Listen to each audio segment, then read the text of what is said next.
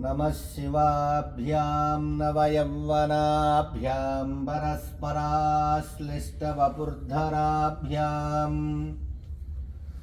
नगेन्द्रकन्या वृषकेतराभ्यां नमो नमः शङ्करपार्वतीभ्याम् वागर्धाविव सम्पृक्तौ वागर्धप्रतिपत्तये जगतः पितरौ वन्दे पार्वती परमेश्वरौ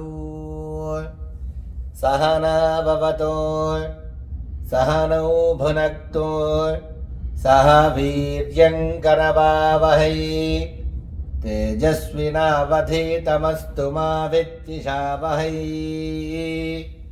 ॐ शान्ति शान्ति शान्तिः। लोकाः समस्ताः सुखिनो भवन्तु।